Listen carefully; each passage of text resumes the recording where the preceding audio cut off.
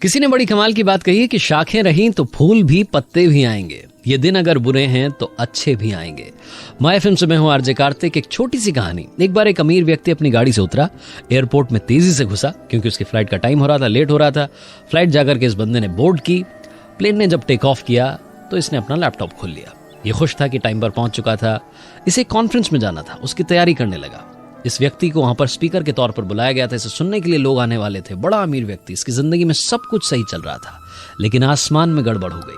आसमान में तेज बारिश होने लगी, आसमान से बिजलियां कड़कने लगी और फ्लाइट का जो कैप्टन था उसने अनाउंसमेंट की कि अब हमें डेस्टिनेशन पर पहुंचने के लिए हमारे पास वक्त नहीं है, हमें पास के ही किसी एयरपोर्ट पर लैंड करना होगा।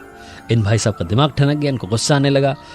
जो इनका प्लेन था वो किसी एयरपोर्ट पर लैंड किया। ये बाहर निकले, उन्होंने पूछा कौन सी जगह है। एयरलाइंस वालों से गुस्सा करने लगे, उनको उन पर भड़कने लगे, बोलने लगे कि क्या तरीका है, मुझे वहाँ पर पहुँचना था, आपने टाइम पर नहीं पहुँचाया, ये है वो है।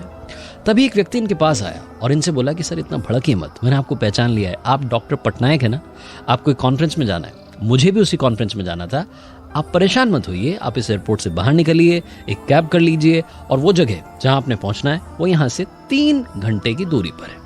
इन्होंने कहा भैया थैंक यू मुझे बताने के लिए। एयरपोर्ट से बाहर आए, इन्होंने कार की।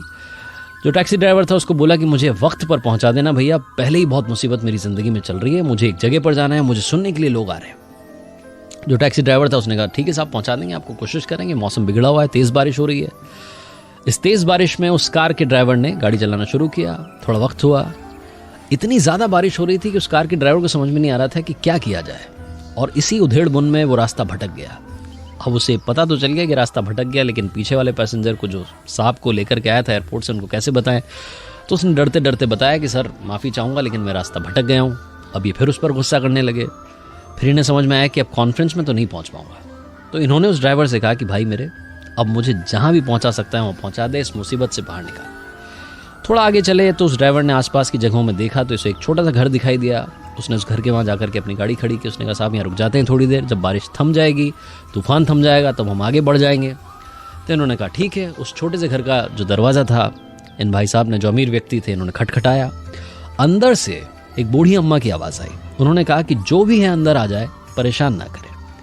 इन्होंने डरते हुए दरवाज़ा खोला तो अंदर देखा एक बूढ़ी अम्मा जो थी प्रार्थना कर रही थी, पूजा पाठ कर रही थी। ये चुपचाप जा करके बैठ गए।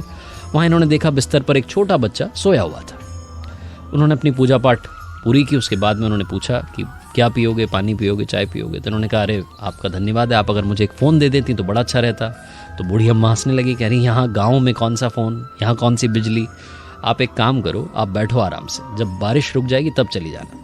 तो ये जो व्यक्ति थे इन्होंने कहा कि बड़ी अच्छी हैं आप और आपसे मुलाकात हो गई, ऊपर वाले का धन्यवाद है।